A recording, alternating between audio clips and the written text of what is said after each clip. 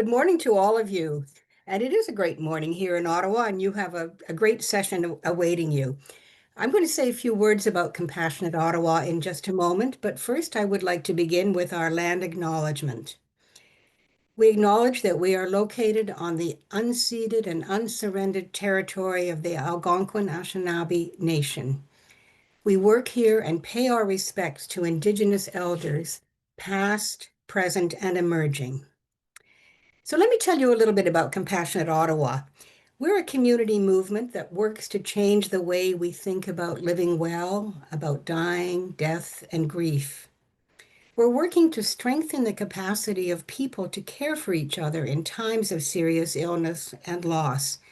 And that's because we passionately believe that everyone should have the opportunity to enjoy wellness and self-respect until the end of life. So how do we do this? Well, in lots of different ways. We offer workshops and conversations about difficult subjects. Hundreds of people in Ottawa have taken part in our conversations about living a quality of life that works for them, about understanding grief, about the challenges of caregiving. We have numerous resources up on our website, videos and stories and good information available to all people. And we're going to add to that after today's session.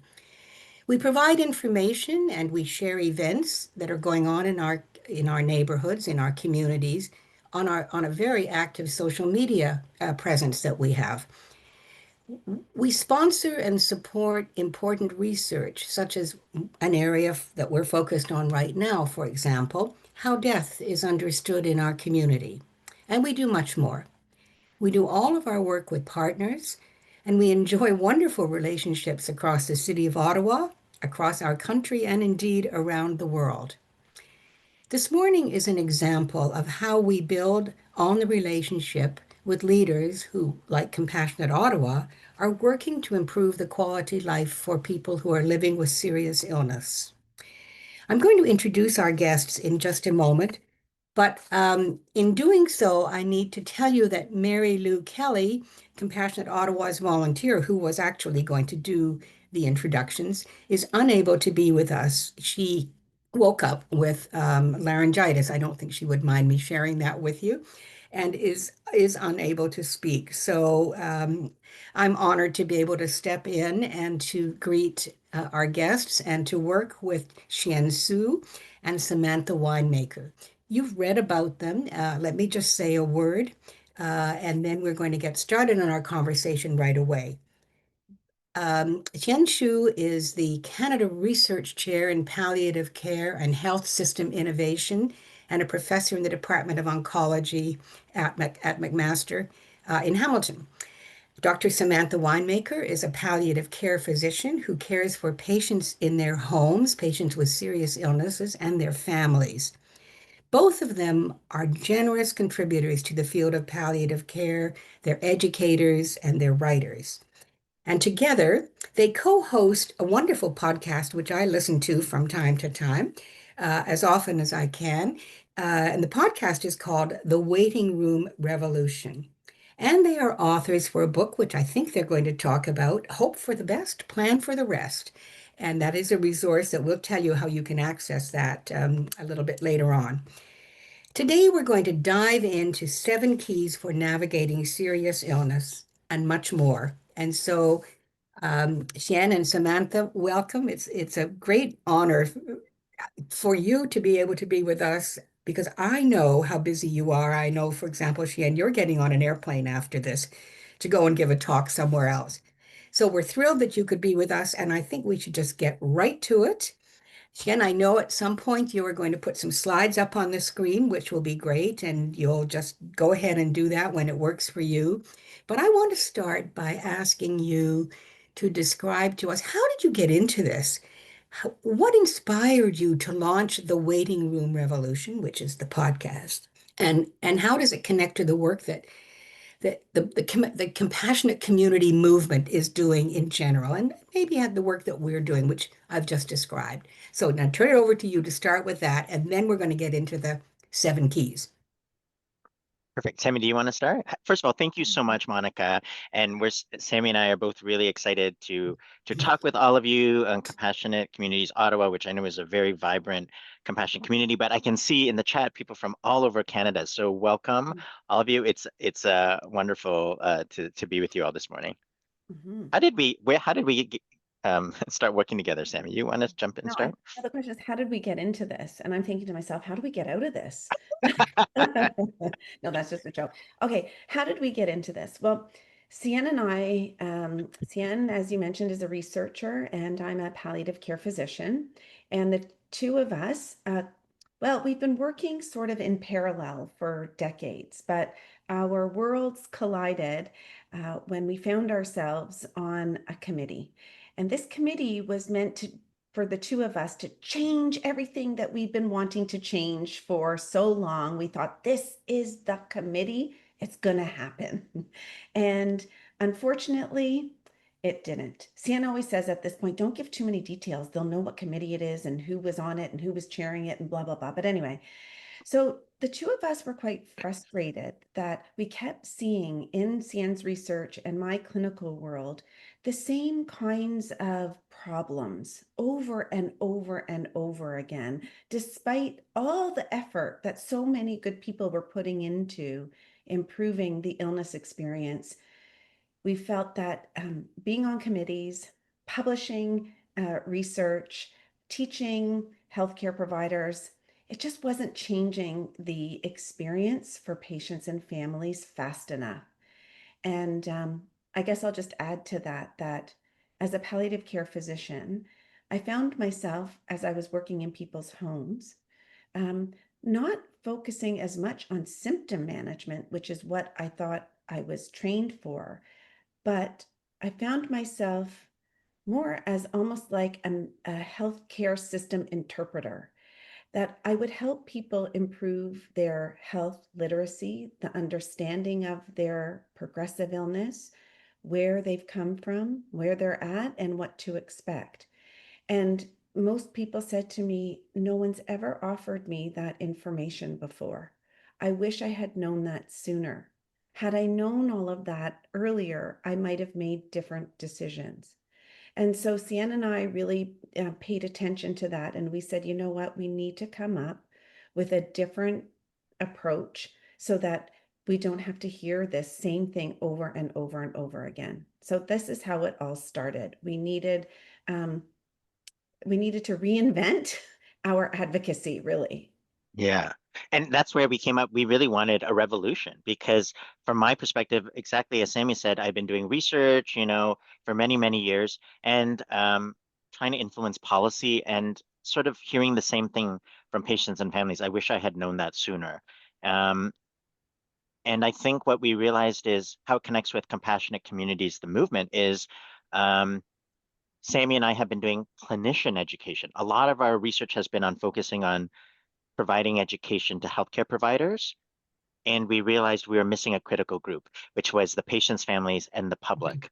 And this is where it took us a while to realize, but we've been at this for 10 years or more. But uh, when we shifted our approach and as the power and recognizing the power in community and the power that patients and families had to initiate a palliative approach without the labels, we say, we could get farther. We felt like there were just so many more, and they were just so motivated and passionate about getting the best care possible. So that was our whole, our revolution, I guess, and we called it the waiting room revolution because we wanted patients and families to feel empowered, and communities could be a part of empowering them or supporting them. Um, and it's more than just a podcast. It's a social movement, really, is what we've Mhm. realized. It has morphed into a social movement because just like compassionate communities is a form of a social movement, this waiting room revolution is sort of aligned with that whole philosophy. Mhm. So, well, there's so much to unpack in what you've both said. Thank you for that. And as you're talking, I can see the alignment with Compassionate Ottawa and what we're doing. And I think you've really mentioned that. But I do want to ask you a question that takes you back a little bit because you've both talked about what you observed and what you've learned. Why do you think people so many people feel in the dark during serious illness. And you described what you're doing to try and tackle that, to address that. But Mhm. how did we get there in the first place? What's in our system, Boy, that's a really in good. our culture? Yeah, Sian, do you want me to start off? Yeah, if you don't mind. Yeah, sure. Well, I mean, I could go on honestly for a week on this one, but I would say as it relates to the work we're doing now, um, well, people don't know how to be patients. We don't get any training, we don't get any Mhm. guidance. We actually think it's never going to happen, right? And families really don't uh, have the option of taking courses um, as caregivers until they get there. And so Yeah. in advance of these roles that are surely going to happen in our life, we really get no exposure or training. And so when people do get that diagnosis and they enter into the foreign system of healthcare, it's like being dropped from a helicopter in a foreign land where you don't speak the language, you don't have a Sherpa, you don't have a map, you don't have a guidebook, and you're not well. And so people are caught off guard and they have blind trust in the healthcare system, assuming that it's perfect. Well, not everyone, but assuming that the healthcare system has got them, and they relinquish patients and families control and agency over to the healthcare system, which is quite frankly uncomfortable when things aren't cured, when things aren't fixed, when things go sideways. And on both sides of the equation, patients, families, and healthcare providers, we tend to, when it gets uncomfortable, adopt an overly positive attitude, which can become toxic positivity and silencing to really get to the underlying truth of what's known about the natural history of a serious illness. So there are patient and family factors. There are healthcare provider factors and training of healthcare provider factors.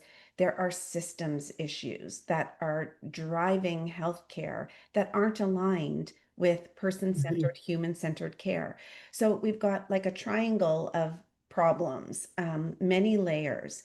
And so Sienna and I are hoping that where we have previously focused so much on changing healthcare providers and the system, we're now trying this other part of the equation, patients and families, that if we can mobilize citizens of the world to come to their illness experience with a new vibe and a new mojo, feeling more respectfully activated in their illness journey, that if billions of people do that, that something's got to change in the illness experience.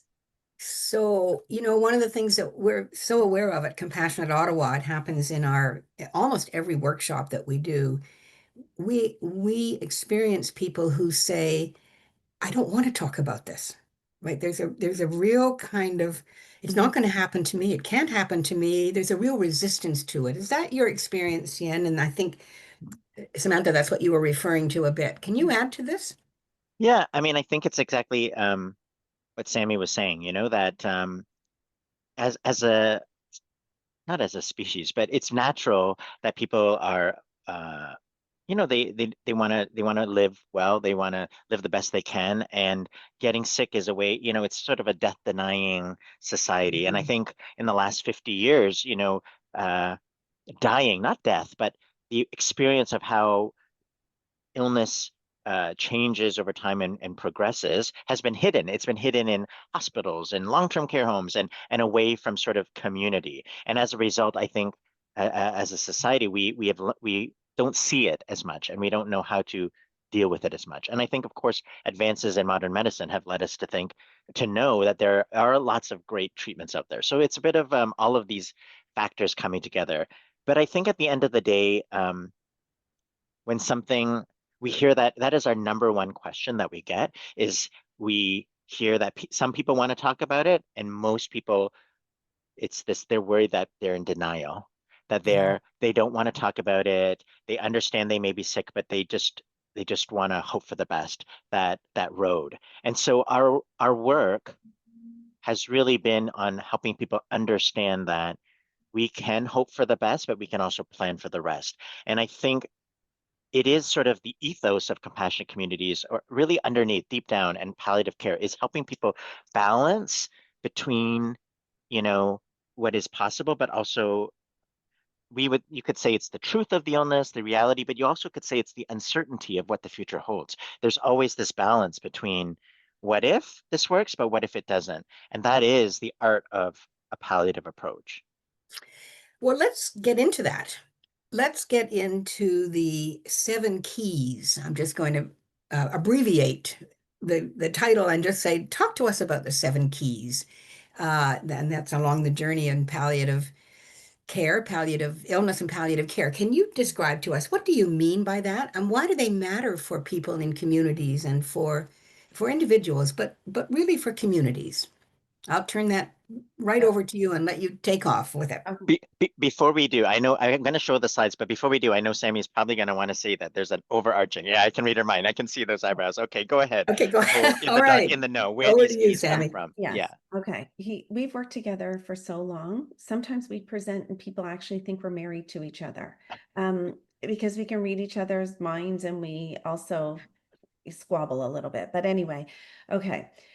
I guess I'll start off by saying it is in our rules at end of life, because unfortunately that's where the system has me positioned as a palliative care physician, and CN doing research at the end of life, that we were able to shine light on the end of an illness journey, what people tell us has gone right and what people have told us has gone wrong. So we actually have learned from end of life Mhm. that most people get there and get there either in the dark or in the know.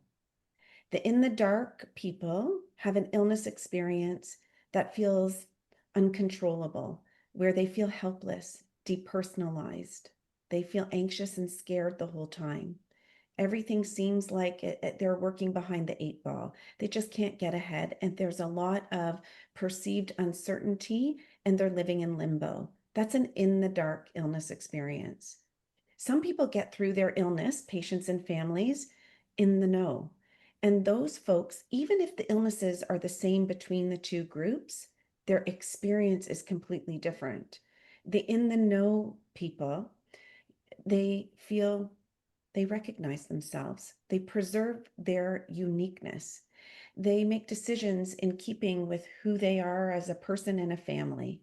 They feel like they have control throughout their illness. They feel that their illness story represents them as a person. They feel more hopeful. They feel more proactive. I mean, these two groups are completely different, and we see both at the end of life. Most are in the dark. So Sienna and I Mhm. spent a lot of time um, synthesizing and deciphering and unpacking those two groups. And if we could find out the difference of why some people journey through an illness in the dark or in the know, we've got something to share with the world. And that's what happened. After lots of work and 10 years later, we figured that there are mainly 7 differences between the two groups. And that's where the 7 keys came in. So we called them keys because they unlock the difference between having an in the dark versus an in the know illness experience. And more importantly, we don't want people to have to wait till they meet a specialized palliative care team at the very end of life to be able to have these skills or these mindsets. So we realized how important it was that we needed to take these 7 themes from end of life and reconstruct them, give them a facelift, give them new language and new words, and try to sell them upstream at the beginning of an illness experience, because we realized that people at the end of life shine light on all the previous miscomings of their illness journey. They shone light on the hurdles and the pitfalls of what it was like from the time they became a patient and family. And so we harnessed all of that, which we call gold. We mined it, and we came up with these 7 keys.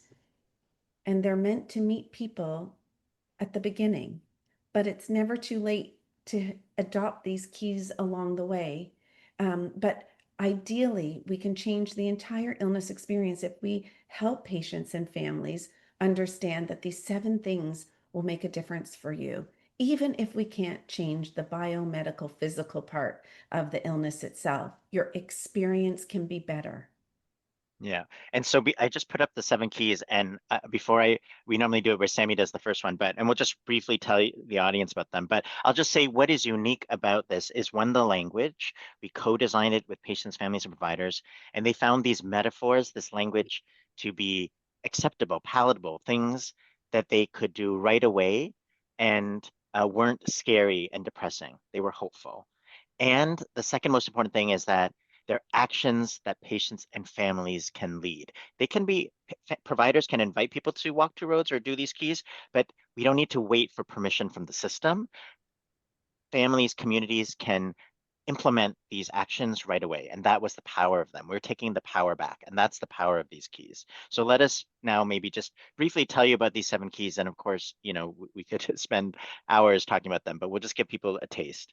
Go ahead, Sammy. No, you go ahead. You start this time. You Let's want shake. me to do? Okay, this is, Yeah, we because we're usually, so used to doing it the other way. yeah. Well, the first key, which I think is the most important, is the ability to walk two roads, helping people understand that they can hope for the best, but also plan for the rest, and that they didn't have to just only hope for the best and pray for, as hard as they can, and stay in that only that road, which become silencing or a form of toxic positivity. They can These two things can coexist, and planning for the what ifs does not dishonor hope. In fact, it can strengthen it and make it realistic hope. So we really showed people that they could walking two roads was the most protective thing that they could do to have the best experience. Mhm. And the people who were in the know, they had a natural tendency to zoom out. And what that means is somehow they were the kind of people who asked questions about the big picture of their illness. Because we know that every illness has a storyline, every illness has a footprint or a roadmap, the average illness experience. And we forget in healthcare that that exists. And what happens is people who become a patient or a caregiver, they get sucked into the weeds of the day-to-day experience of the illness, and they feel like they can't see ahead or around the next corner. But reminding and giving people the skill that they can actually know more about their illness, the different chapters, the beginning, the middle, the advanced, the late stage, that they're all well mapped out, and the decision points or the bus stops along the way. People benefit from having a big picture bird's eye view of their illness, and that's what we call zooming out. And the third key, Monica, is about know your style. And I think, going back to your question about why do these things happen, I think people think that that the whatever illness they are facing is going to have the biggest role in their illness experience. But what we've learned is how people have faced challenges in their past, who they are, their natural style. Actually, that has the biggest influence on their experience. And so knowing your style is just the recognition that all of us are different, and our inner crew, the family, we call the family the inner crew, your chosen family, is also different, and the combination of that affects your experience, and how we have faced challenges is going to magnify or play out in their illness. So if you're a very private person, maybe that's going to have a influence on how you share your illness, etc. So we just encourage people to tap into that, to think, reflect on that, and to see what styles work well, and maybe they need to mix and match, and maybe just plan a little bit of how they're going to manage this illness, and not be surprised when their natural coping styles come up again. Mhm. And the fourth key, which again sets the two apart from each other, in the know and in the dark, is customize your order. So, really, that smells a little bit like advanced care planning, but it's more than that. True, it is about knowing what you value, what's most important to you, and the things that you wouldn't trade off as a person. But it's about knowing how to use that information about yourself every time you come and interface with the healthcare system, so that you are constantly saying, this is uniquely me. This is what you need to know about me. This is the way I don't want to be treated like a widget on a conveyor belt. So knowing your style and customizing your order, those two keys are really about teaching people how to present themselves as a person before they're just treated like a patient. Yeah. Um, the fifth key is about expecting ripple effects.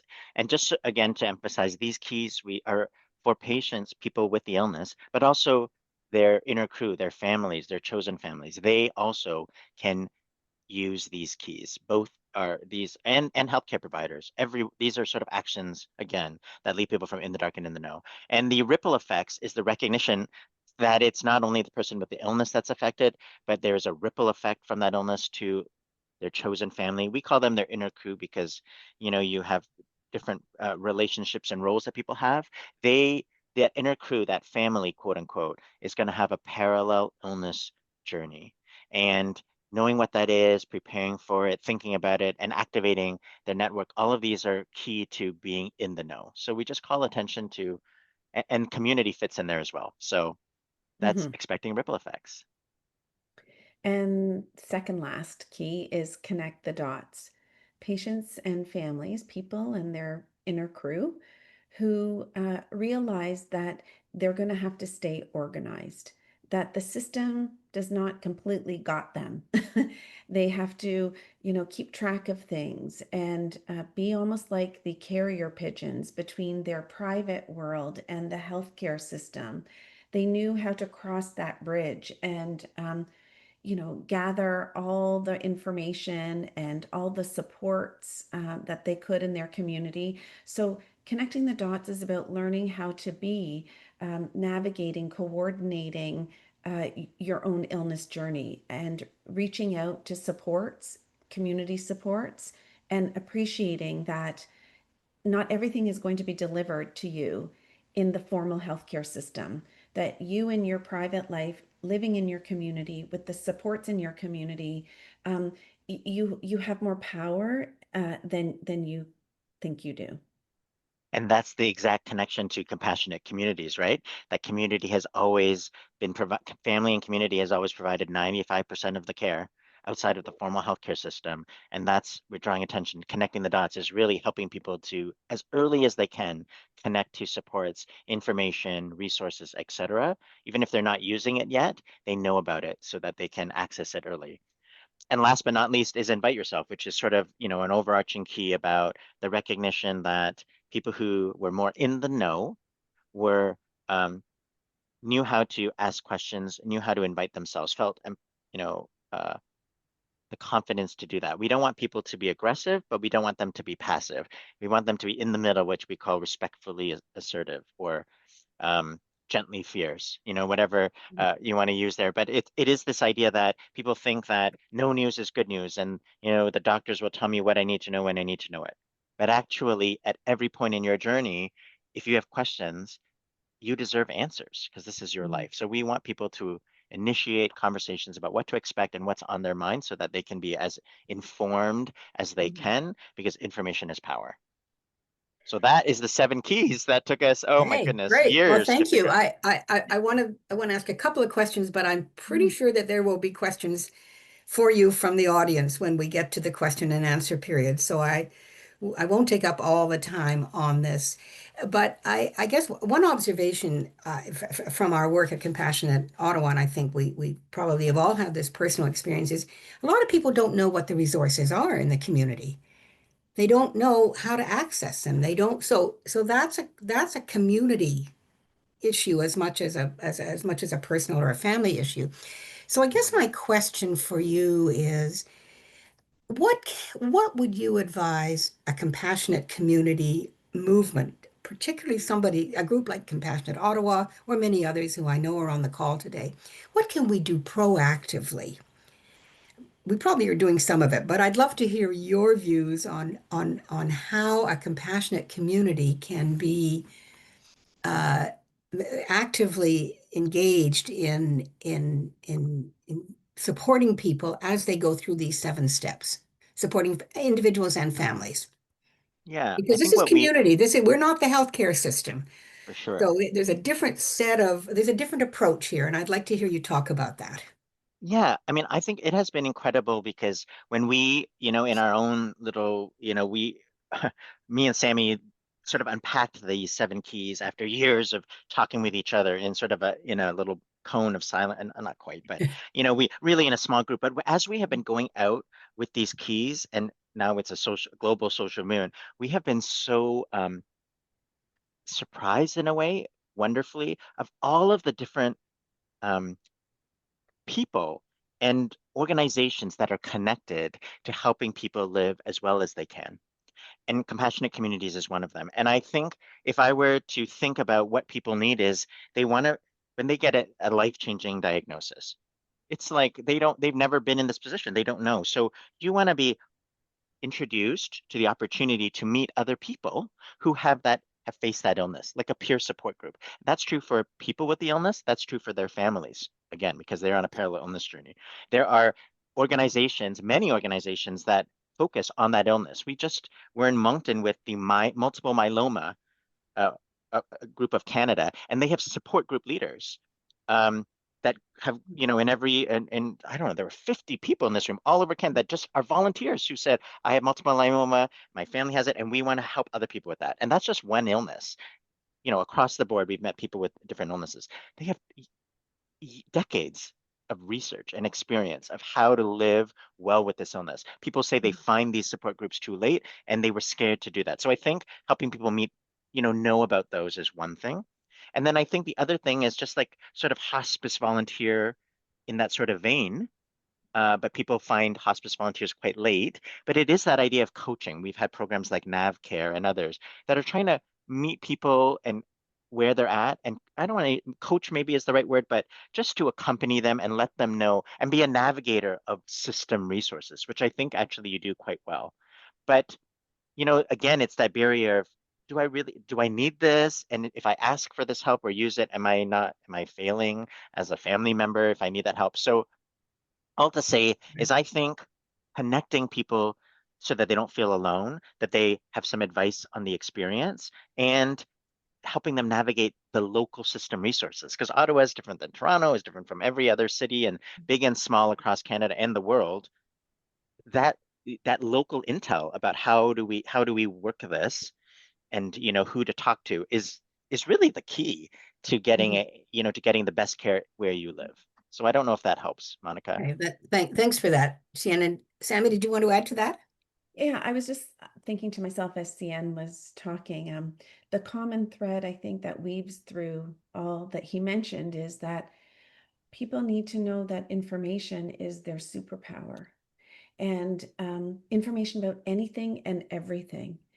And people should be encouraged to lean in to getting more and more and more information, because that is the currency of having an in the know illness experience. Mhm. The more information people can have, whether it's about supports or understanding their illness or how the system works or the community works, et cetera, um, that's what's going to be most helpful to patients and families. That's the best medicine, to be quite frankly. That is the best intervention for patients and families. Right. I appreciate that emphasis, and I know at Compassionate Ottawa we will continue to think about that. I do want to note one other reality for us in Ottawa and Compassionate Ottawa that perhaps complicates it, I'm not sure. And that is that much of the work that we do, much of the work that Mary Lou Kelly leads actually, is with those people who come from different cultural experiences, different practices, different ways of understanding serious illness, Mhm. death, grief, and compassion. And that's just another layer Mhm. in providing or suggesting information for people. It is Mm, easier for somebody like us, Mhm. perhaps, Mhm. than it is for other people in the community to locate the information. So I think as we think about our role in making information available to people, directing people to where they can get information, we need to be very thoughtful about Mhm. the composition of our communities. Mhm. Yeah, I think what we get this question a lot, Monica, and it's a very important question. And we, in a way, we didn't know the answer. But as through our 7 keys and our podcast, which we have been in 12 seasons now, we've interviewed people from all over the world, in the Philippines, Indigenous people in Australia, Asian, Sweden, etc.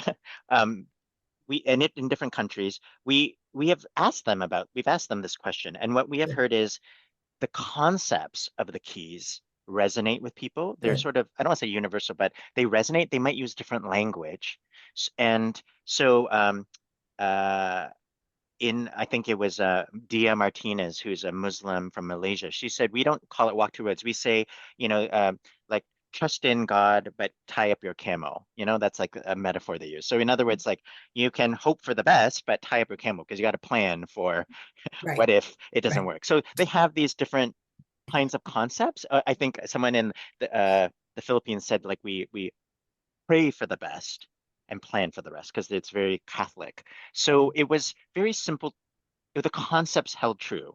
Now, what I've also learned is um, our whole movement is about being seen and heard and bringing and getting the best care for the individual. And so that's the whole know your style, customize your order, like where we encourage people to bring forward what is important to you. And for many people, that's their culture, their religion, but it may not be. Um, Bringing that forward so the health system knows this is important to me. Um, this is how we view things, or this is what, we want to maintain.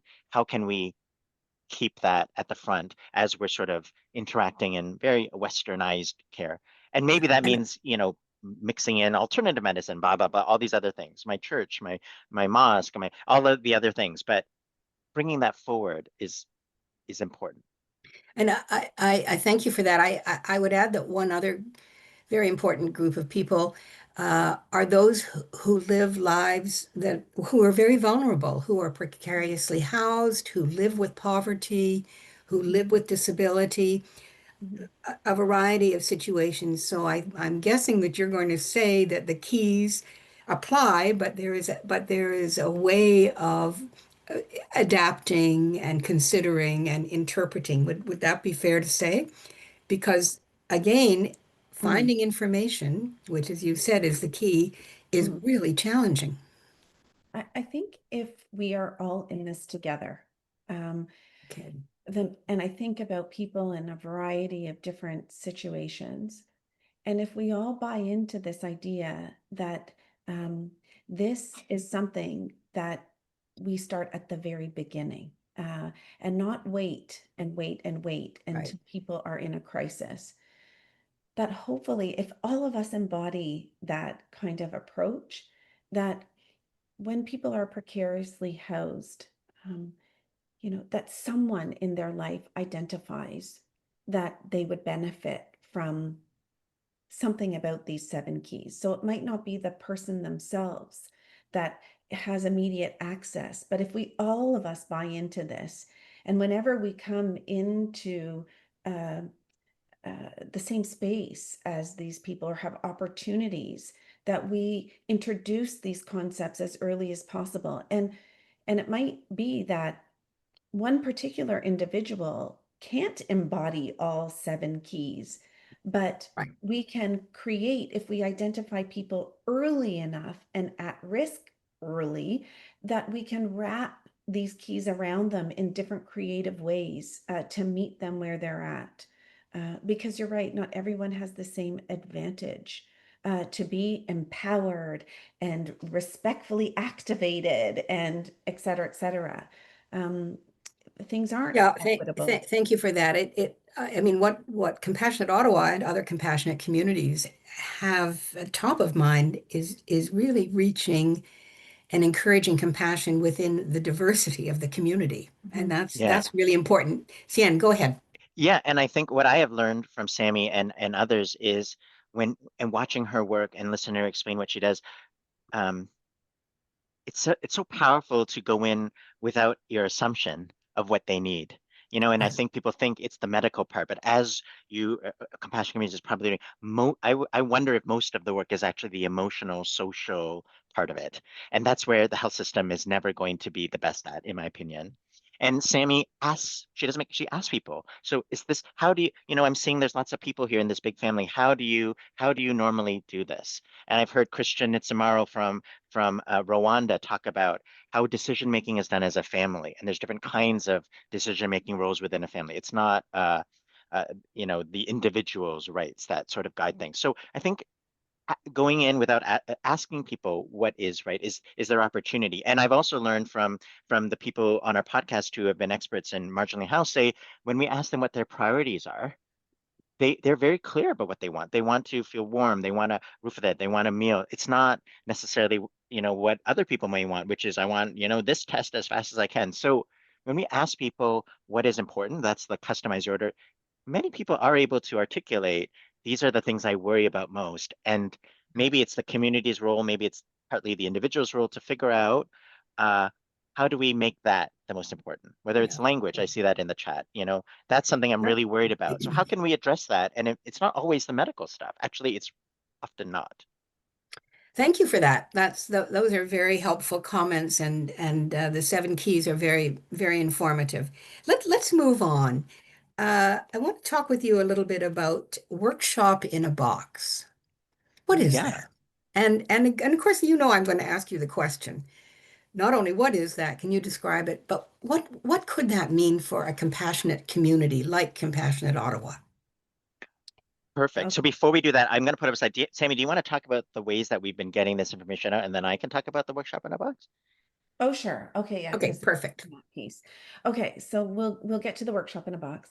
So once continuing on with our story, so Hsien and I, both of us cranky a decade ago, came up with this idea of the seven keys by doing a deep dive into the research and the bedside stories that I had been privileged to hear, and the seven keys were born. But that's really not good enough because our only audiences have been healthcare providers and systems planners and the patients who we're caring for. And it was all, we had no networks outside of people who were behind the white curtain. And we wanted this to be available to citizens of the world. So that was our next challenge after we came up with the seven keys, was how to get it out there. And so the first thing we did, because of COVID and we were both stuck in our homes, Hsien had the great idea, since we like talking so much, for us to start a podcast. Meanwhile, neither of us had ever even listened to a podcast. Hsien's good at learning new things, and he figured out how to do this, and we ended up developing a podcast. And we had no idea if anyone but our family was going to listen to it. But certainly we were wrong. There were lots of people listening. And so that was the first signal that, oh, maybe we've got something here that people want and need. So the podcast is in its 12th season and it's been very popular, but not everyone listens to podcasts. Like, I know my mom doesn't even know what a podcast is. So we knew we also had to get it out in some other formats. So we co-authored a book. So that's the book there, the cream colored one, Hope for the Best, Plan for the Rest, 7 Keys for Navigating a Life-Changing Diagnosis. And it has stories in it of stories gone in the dark and stories gone in the know. And the 7 keys are explored in detail with exercises. And it's like a guidebook for people who are going to be a patient, are a patient, going to be a caregiver, currently a caregiver. It's for people at all stages of life-changing diagnosis. And people were asking us for more. They loved the book and they asked, is there a workbook? Is there a course? Is there a workshop we could take? Everyone should know how to do these things. And people were wanting more, and that's what we did. We developed a workbook, which is the dark blue one on the slide there. And it is a standalone workbook, but it can be a companion to the book as well. But but it can stand alone. And the workbook goes through different reflections. It explains the keys, but there's lots more exercises for patients and families to work through to enact and operationalize the practical parts of the 7 keys. And because we've been out and about, so Canadian, doing lots of workshops and webinars, our dog and pony show all over, the world, we have received themes of questions that come up. And so the workbook addresses the frequently asked questions that we get about the keys and about being a patient. I'll also mention that in addition to these ways of getting the word out there, we decided to go on all sorts of social media platforms. So we dabbled in TikTok and Instagram and Facebook and LinkedIn and Twitter and X. And, we did everything we could to try to push the content out there. And then the latest thing, well, not the latest, but the new shiny penny is the workshop in a box. And so Right. Hsien can tell you more about that. Good. And we will make sure that people um, have this information about the workbook, the podcast, Yeah. the Yeah, book that you've written. it's all available on this website, our website, Yeah, waitingroomrevolution.com. we'll, And good. perfect. Yeah, I mean, people will remember it hopefully. But what we realized as we were writing the workbook, which just came out in June, I think, actually it launched in May on National Caregivers Day. So this year, so it's 6 months old. Is as we were writing it, we realized uh, it really lent itself to a workshop where you would do each chapter. It has a bunch of exercises that you fill in like a journal, and it like very simple, very thin, that other people could lead. You see, this whole idea of this global social movement, it can't just be about me and Sammy. This information belongs to communities, belongs to people. And we were being asked to go and give talks all over, which was a great honor, but we knew if we wanted to see change, it had to be led by people from that community. So our idea for the workshop in a box was we created a kit. We created an ambassador program. Anyone who wants to teach this content, we call them ambassadors. So you just go on our website or the QR code and sign up. It's free to be an ambassador.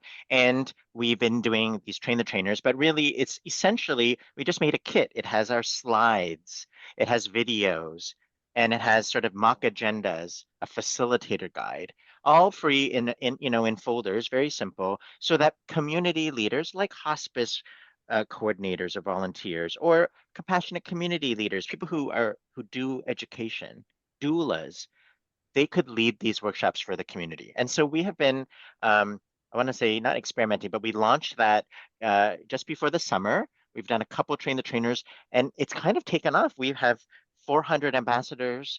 We have you can see on this website that yellow dot is the map project. We have like 200 of them on a map around the world. So people have identified themselves and said, I'm teaching these courses all around the world. We have 200 of them, and we have a WhatsApp list where the ambassadors talk to each other and ask each other questions.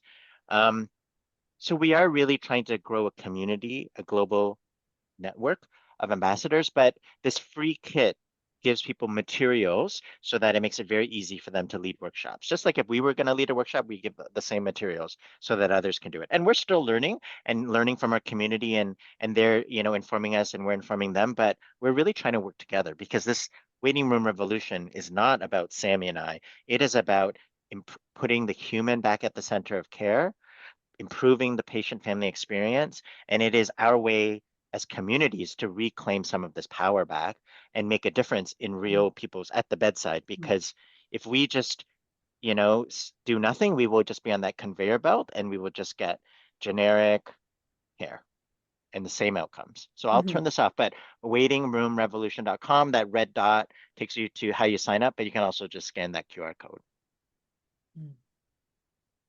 And we'll make sure that that's available Yeah. to the participants today as well.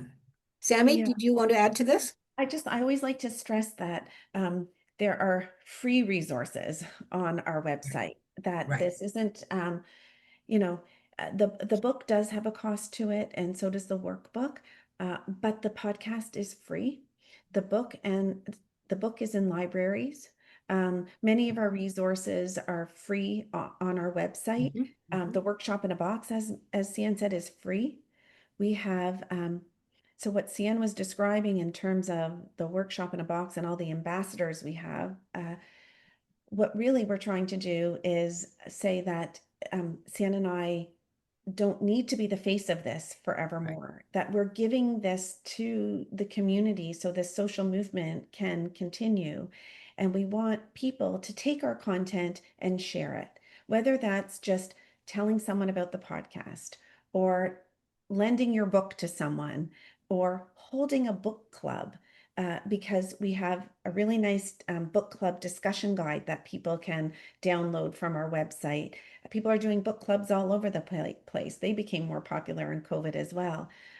So there are little things people can do to spread the word, to spread the social movement. And the more intense but fun and exciting thing to do is actually take this workshop in a box and run courses all over the place. Hospice volunteers, as mentioned, Hsien said, death doulas, any groups, any kind of illness specific groups. It doesn't matter. We're just trying to spread this farther and farther. It's like the ripple effect. Well, I think you can count on us, Compassionate Ottawa, to be part of helping it ripple. I don't know at the very moment how we will do that, but we certainly will. I want to shift gears just a little bit and move away from the work that you specifically are doing and ask you a more general question around collaboration between the health system, the healthcare system, and community organizations in building on and spreading the work that you're doing and others are doing, but your work specifically. It would be fair for me to say that that has sometimes been challenging to get the ear of the healthcare professionals at whatever their setting may be because they're busy. They don't have a lot of time. And they're not so sure about community groups. So my question really is about the collaboration. What insights do you have? What advice do you have? And along with that is, at Compassionate Ottawa, we're a group of volunteers. We have wonderful staff people supporting, making us look good, is what I always say. But the work is really volunteer-led. So I'd like to hear you comment on the volunteer aspect of it and the collaboration between community groups like ours and the healthcare system. I mean, I just have a comment that comes to mind, and then Hsien, you can One of you go. I yeah, have so much. Go ahead. yeah. So I mean, the first thing that comes to mind for me is, we're really never going to fix these problems or tighten these partnerships and collaborations really until we address the failings of the training that healthcare providers get. And that training is very much void of exposure to the community. Everything about the community agencies, working in people's homes, home care. We train healthcare providers to feel only comfortable and knowledgeable about the more formal healthcare environments like the hospital or the clinic. You take many healthcare providers out of those settings and they feel like they've lost their voice, that their hands are tied, that they don't have the equipment they needed. So I really feel very strongly that if we go right to the very bottom of what the problem is between communities and the healthcare system, is that the healthcare system is ignorant, not intentionally, of this place called the community where people spend the majority of their life and their illness. And so that ignorance needs to be bridged. And then we can have partnerships. I mean, we're not going to wait till then. We're not going to wait till then. Yeah. Okay. All right. So, Hsien, okay, go yeah, ahead. I know I can't, I'm busy, but one of the things that I wanted, it was a nice segue because, in fact, Sammy and I have realized that we need to do some education with providers, and it's perfect segue because Health Canada has funded some of this work for us to do a big, large national program about provider education, improving communication skills. We're testing it and now we have really great results. And on our website, Waiting Room Revolution, we have also partnered and they've helped fund tools that help describe like the roadmaps of like different illnesses. So they on our website we have tools in English and in French because of Health Canada support. So you can find those. There's lots of in the resources tab and roadmaps. There's lots of tools. There's a poster campaign. They've been really great supporters of moving this forward.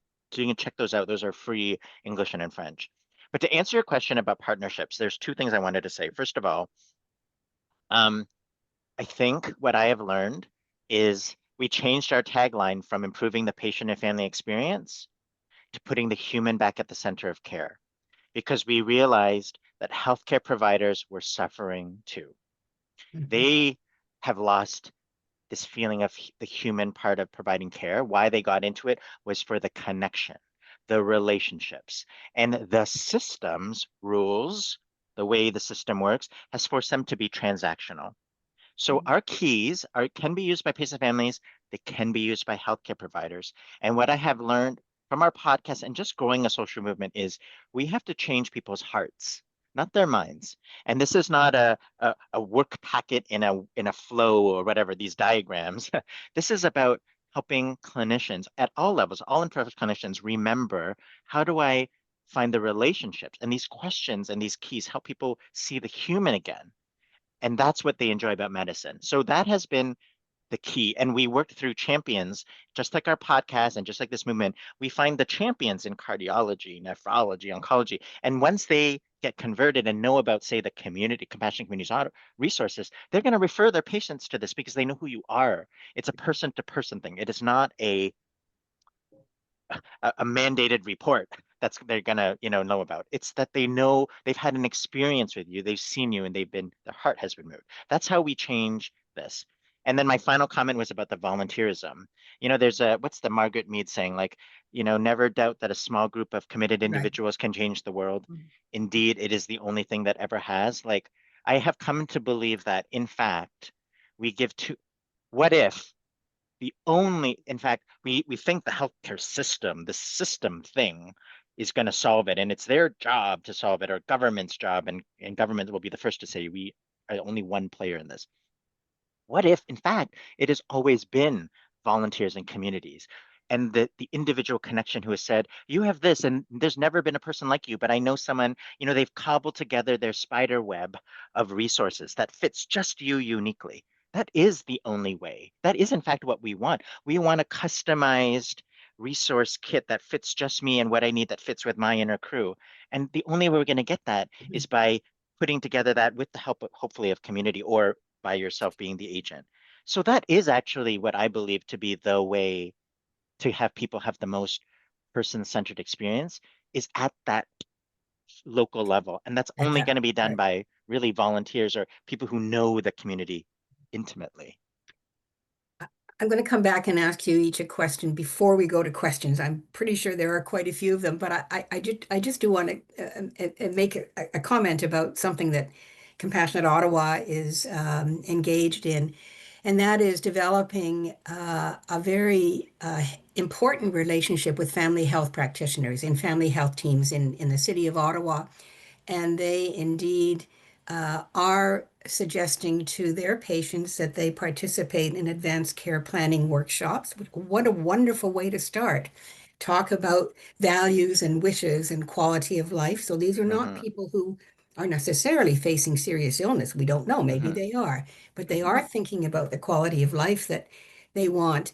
And I can very proudly tell you that hundreds have contacted us for workshops. And so Amazing. there's a workshop this weekend for 65 people, a workshop next weekend for another group.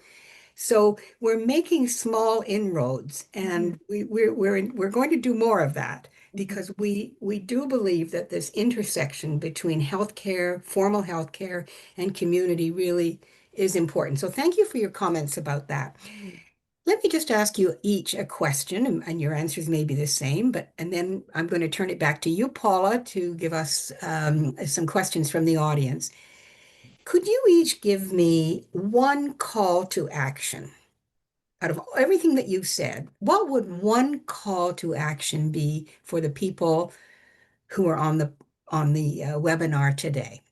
What rises up for you? You've offered a lot. Give us one. Uh, I mean, the most obvious thing, of course, is if you're not familiar with our book or our podcast, you can give it a listen. And then, of course, we have the whole ambassador kit, which, or just do a podcast club or something, if that rises you. But I think the one other thing that I would say besides, the waiting revolution You stuff get two is, or three. That's yeah, okay. is the language. What we have Yeah, learned is the success of our, we call it success, where how we have has been the language. And yeah, we've been we've learned so much. People say hope for the best, plan for the worst, and that. So that was not the title of our book, but hope for the best, plan for the rest was just that little change made all the difference. And so even advanced care planning workshops attracts a certain kind of person and scares another kind of yeah. person. And if we want to go upstream, you might call it how to take care of your aging parents, how to be an activated patient, how to have more choice and control. We have found these benefits of being in the know, the thing that is universal. We know we're going to be caregivers, like, or when in long-term, like planning for when, how to navigate the healthcare system. These are things that we call it navigating a life-changing diagnosis. These languages are very particular, and I just want to, one call to action would be to just look through your programs and look at the words and go, advanced care planning, I know what it means, but to the average person that you're trying Yep. to reach, it might mean something different and scare them. Really helpful. Thank you for that. Mhm. Sammy, what would you say? Oh my goodness, I've been thinking the whole time since you asked that. What am I going to Sorry. No, no, no, that's okay.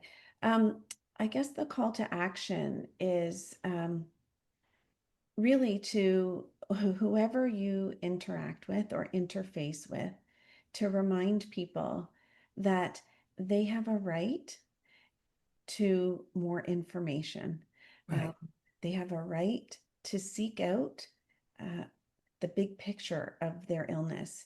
They have a right to find their voice. I think, explaining to people what their rights are, and encouraging people to be respectfully activated in their journey. And if that's not their natural style, to saddle up and find someone in your life that's respectfully activated. That we want to encourage people to go from the back seat of their illness journey in a more passive way, somehow to spark them to get in the front seat by saying to them, go for it, lean in, ask questions. Passive will get you nowhere. And just spark them a bit. That's the Okay. call to action. In Okay. other Thank words, you. can I just add to that? In other Of words, I course. think because we have learned, like many people, we do this with healthcare providers, they're scared to say anything because they don't have the answers. And I think this is true for compassionate communities. Your role may not be to have the answers. It might actually be to just let people know that they can ask permission to ask these Mhm. questions. And if Yeah. if Mhm. you don't know the answers, let's strategize Yeah. how we can solve this because Mhm. there's no way you're the first person who's ever faced this. And Mhm. with all your knowledge, your collective knowledge as a community, I'm sure we could problem solve. That's really the power. It's not to have all the answers, it's to let people know you're allowed to ask the questions. And through asking the questions, we'll find the right answers Mhm. together. Mhm. Mhm. Great. Okay. Well, this has been very rich, and it's not over yet. So I'm going to turn it back to you, Paula, because I expect you have questions from members of the group today. Sure. Well, firstly, thank you both so much for leading this conversation today. I know that there have been lots of comments in the chat box thanking you as well for this very rich discussion. And you've already addressed some of the questions that we did receive naturally in your conversation, which were things about accessibility of resources on your website in English and French, and about the need to introduce the awareness of these concepts to healthcare providers. So we do have a few other ones, so let's jump right in. One person commented that they felt disappointed to hear the 7 Ps described as helpful for all patients, since those living with dementia, for them, the concept may not be really accessible. How would you respond to that concern? Yeah, this has come up a few times as when we speak, people with cognitive impairment and how that is puts another layer of complexity into this. And so I remind myself that this information, which they aren't steps, it's just an embodiment, is meant to be highlighted or shone light on at the beginning of an illness journey. And so a person who has dementia uh, might still benefit from parts of the seven keys when they're in the earlier stages of their illness, when they can still appreciate the gist of these seven keys. But just as important to that patient is going to be their family or their inner crew, whoever's in their life. And so they too, the patient with dementia and their family become a team. So if I'm the person with dementia, my name is Sammy, we become Team Sammy. It's me, I'm important with dementia, but my people are important too. So these seven keys are important for the unit of them, all of them together, and should be um, available right from the beginning of a diagnosis.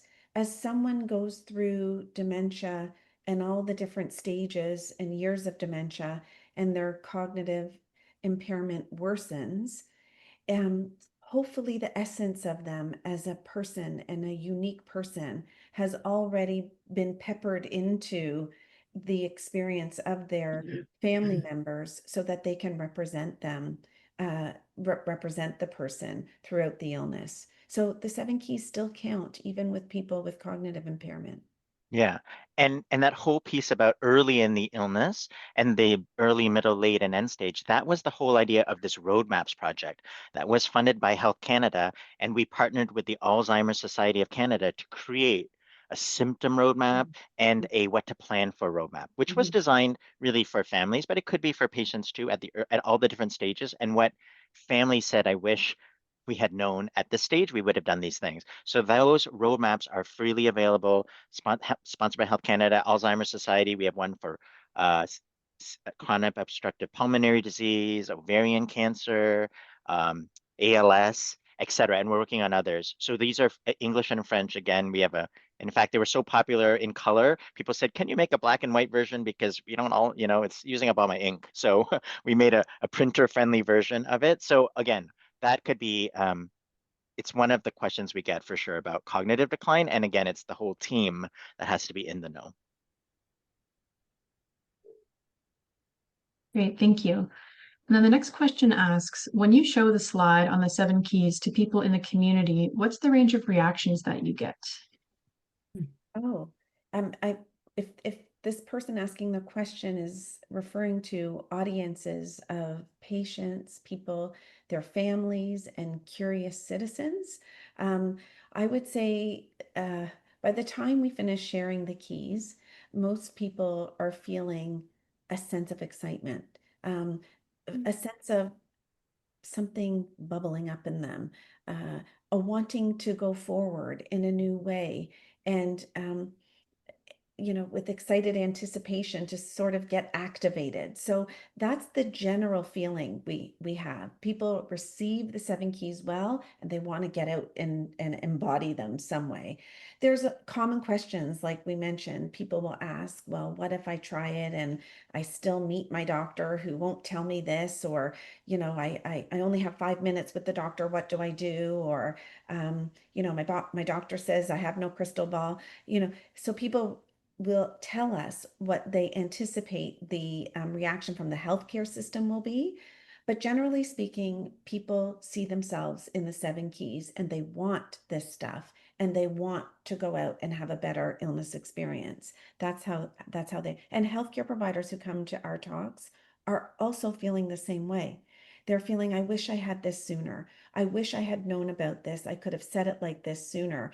And so on both sides of the equation, people are feeling energized from the seven keys.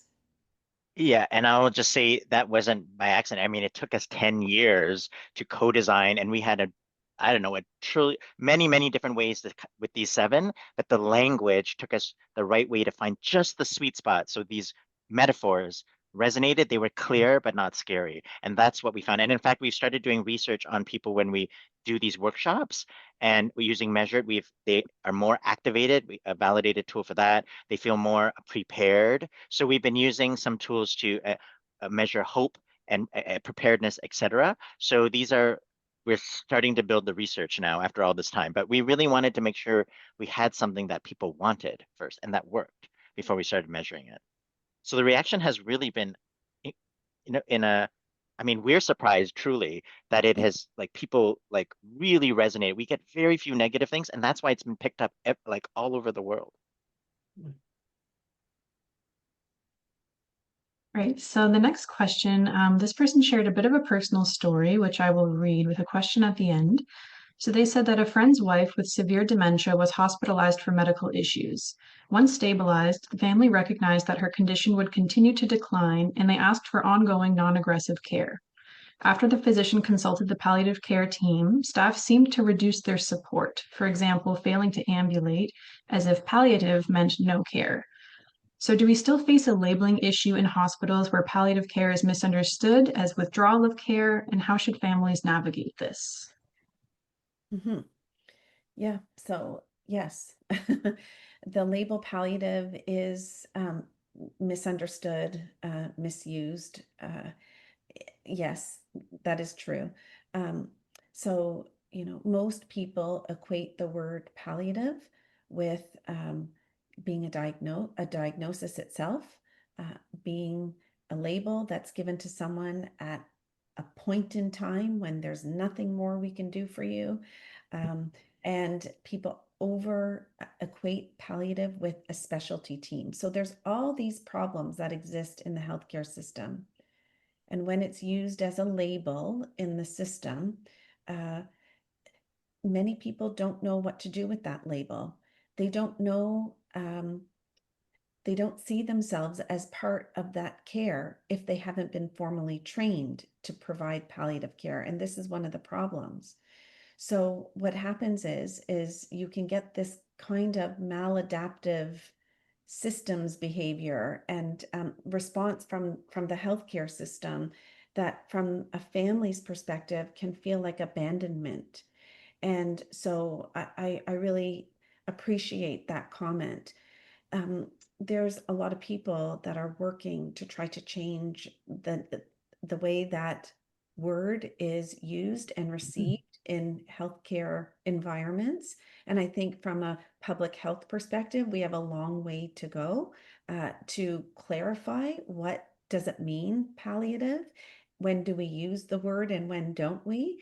And so Hsien and I were very intentional about not avoiding the word, but embodying and understanding the beautiful essence of what a palliative approach is all about. And, putting the word aside, trying to offer it through the 7 keys so that patients and families can actually leach out a palliative approach without getting mixed up and mired down in the word palliative because it is so loaded and misunderstood. So we're actually teaching citizens how to get the beauty of a palliative approach right from the beginning of an illness journey so that there isn't a point in time at the end in the hospital when someone is labeled palliative and they suddenly feel abandoned. So, yeah, I recognize that story. And then the final question that we have says that I'm a community paramedic superintendent, and our team is asked to provide these conversations to families as we are in the home. Do you have any advice? Yeah, I guess I would say that Hsien and I have talked a lot about when we speak to healthcare providers, it's usually a mixed audience and people have different roles. We can be speaking to volunteers, PSWs, nurses, doctors, administrators, paramedics. And so sometimes we talk about, okay, well, it's not easy to talk to a mixed audience when everyone has different scope according to their role.